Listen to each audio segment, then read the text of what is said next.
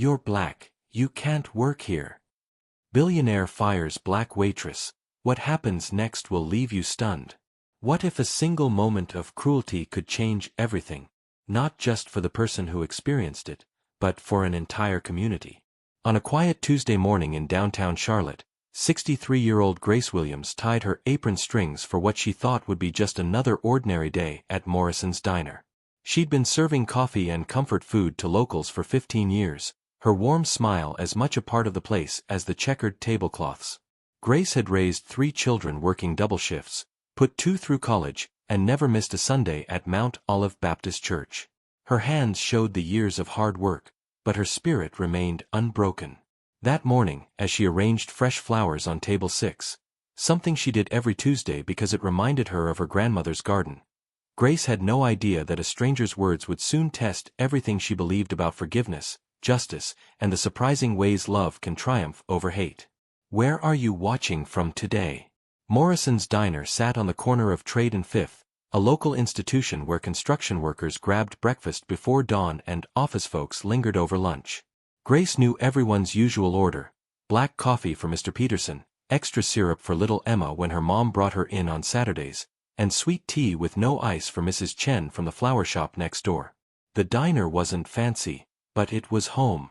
That Tuesday started like any other. Grace arrived at 5:30, helped Kenny the cook prep for the morning rush, and made sure the coffee was brewing strong. By 7, the familiar faces began filtering in. She moved between tables with practiced ease, refilling cups and checking on her regulars with genuine care that made everyone feel like family. Around 9:15, the morning crowd had thinned when a sleek black sedan pulled up outside. A man in an expensive suit stepped out, talking loudly on his phone. Grace watched through the window as he gestured impatiently, his face red with frustration. She could tell, even from a distance, that he was having a difficult day. When he entered, the bell above the door chimed its usual welcome, but something felt different. The man's eyes swept the diner with obvious disdain, taking in the worn vinyl booths and handwritten specials board as if they personally offended him. He chose a corner table, still barking orders into his phone about stock prices and board meetings. Grace approached with her usual gentle smile, water glass in hand. "Good morning, sir. Can I start you off with some coffee this beautiful day?"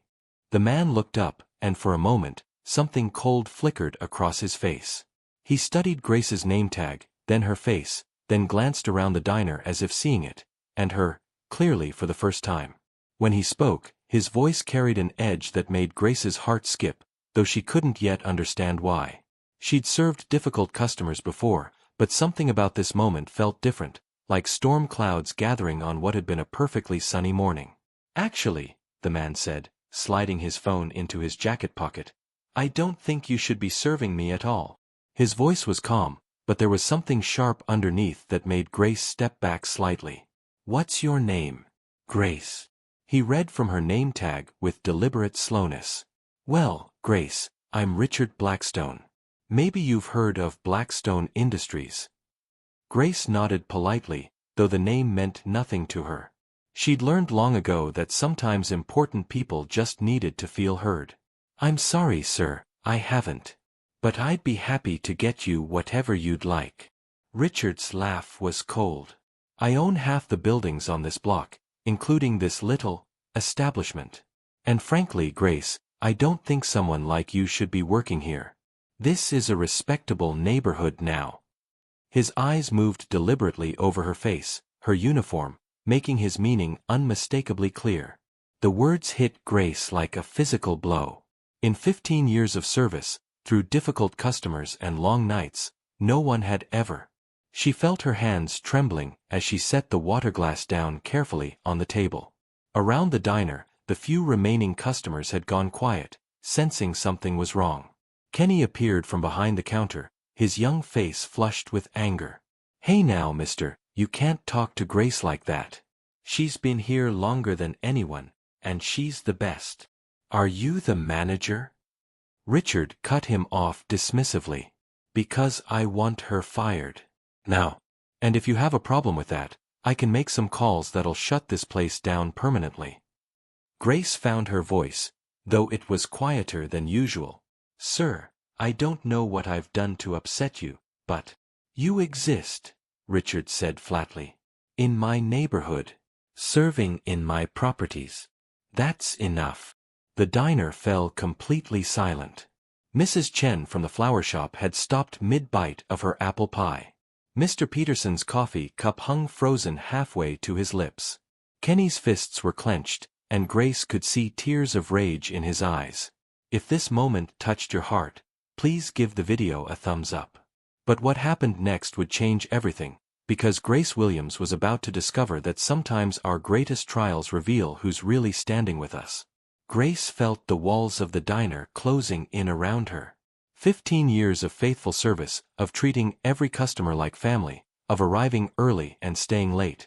All of it reduced to the color of her skin in this stranger's eyes. Her throat tightened as she struggled to find words that might somehow bridge this impossible moment. Mr. Blackstone, she managed, her voice steady despite her racing heart. I've worked here since my youngest was 8 years old. This place, these people, they're my family. I don't know what I've done to make you feel this way, but I promise you, I just want to serve good food and treat folks with kindness. Richard stood up abruptly, his chair scraping against the linoleum. I don't care about your sob story. I want you gone, and I want you gone now. This is business, nothing personal. But it was personal. Grace thought of her grandmother, who'd cleaned houses for families who wouldn't let her use the front door. She thought of her own children, now grown, who she'd taught to meet hatred with dignity. Her hands stopped trembling as something deeper than hurt rose in her chest. Not anger, but a quiet strength passed down through generations. It is personal, Grace said softly. When you look at me and see something less than human, that's as personal as it gets. Kenny stepped forward. Grace, you don't have to. No, baby, it's okay. Grace smiled at the young cook who'd become like a son to her. Then she untied her apron with careful, deliberate movements. Mr. Blackstone, you want me gone? I'll go. But I want you to know something first. She moved to the counter and picked up the small framed photo she kept by the register. Her graduation picture from the community college where she'd earned her associate's degree at 55, surrounded by her proud children. I've got 3 kids who are doctors and teachers and good people. I've got 12 grandchildren who know their grandmother taught them that every person deserves respect. And I've got 15 years of customers who know that Grace Williams serves more than food in this place. She serves love. Richard's face remained stone cold, but something flickered in his eyes. Have you ever faced something like this? Let us know in the comments. Grace hung her apron on its hook for the last time, but as she reached for her purse, the front door chimed. What walked through that door would turn everything upside down. Through the diner's front door walked a distinguished elderly black man, impeccably dressed in a navy suit. He moved with quiet authority, his silver hair perfectly styled, his kind eyes taking in the tense scene before him. Behind him followed a younger woman with a legal briefcase and a concerned expression. Excuse me, the man said, his voice warm but commanding. I couldn't help but overhear the commotion from outside. He looked directly at Richard, extending his hand. I'm Judge William Harrison, recently retired from the North Carolina Supreme Court. And this is my daughter, Attorney Sarah Harrison. Richard's face went pale. Judge Harrison was a legend in legal circles, a man whose decisions had shaped civil rights law for 3 decades. Judge Harrison, this is just a private business matter. Discriminating against someone based on race in a public accommodation isn't private, Mr. Blackstone, Sarah said quietly, setting down her briefcase. It's a federal crime. Grace stood frozen, watching this surreal turn of events unfold. Judge Harrison approached her with gentle dignity. Ma'am, I'm sorry you had to endure this. I was having breakfast across the street when I heard raised voices. Nobody should face what you just experienced. Kenny found his voice. Grace is the heart of this place, sir. She's been nothing but kind to everyone for 15 years. Judge Harrison nodded, then turned back to Richard. Mr. Blackstone, I've been watching you through the window for the past 10 minutes. I heard every word you said to this lady. His voice carried decades of courtroom authority. "Not only is your behavior legally actionable, but I happen to know several members of the Charlotte City Council who would be very interested in reviewing the business licenses of someone who thinks discrimination is acceptable in 2025. Richard's confidence crumbled. His hands shook as he pulled out his phone. "Look, this is all a misunderstanding. I was having a bad day. I said things I didn't mean." "You meant every word," Grace said quietly. She was no longer the woman who'd been trembling 5 minutes earlier. "But you know what? I forgive you anyway." The diner fell silent again, but this time it was a different kind of quiet, one filled with awe rather than horror. If you've been enjoying this story, subscribe to our channel for more heartwarming tales. What Grace did next would prove that sometimes the most powerful response to hatred isn't anger. It's something far more transformative than anyone in that diner could have imagined. Grace walked slowly back to the counter and picked up her apron. As she tied it around her waist once more, every eye in the diner followed her movements. "Mr. Blackstone," she said, returning to his table, "I'm going to pour you a cup of our best coffee, and I'm going to treat you exactly the way I treat everyone who walks through that door, with respect and kindness. Because that's who I am, and nobody can take that away from me."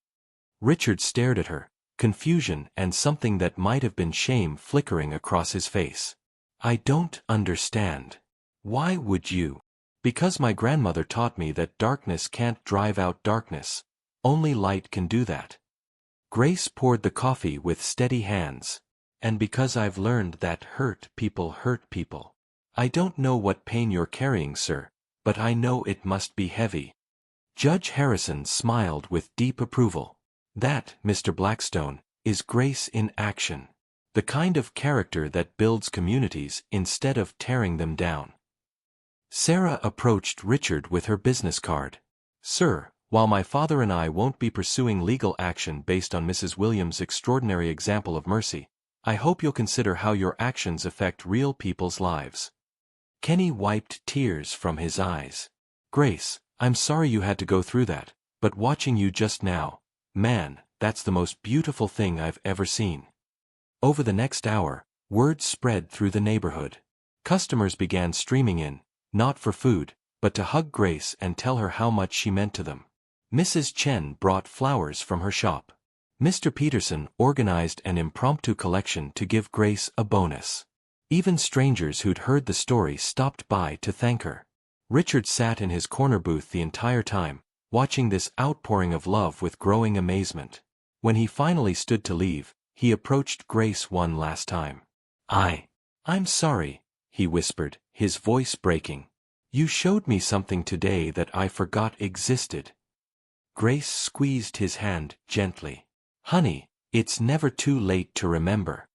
As the sun set over Morrison's diner that evening, Grace realized that sometimes our greatest challenges become our most profound opportunities to show the world who we really are. If you enjoyed this story, please remember to like, leave a comment with your thoughts, and subscribe for more heartwarming tales. Thank you for joining Grace on this journey of forgiveness and the power of human dignity.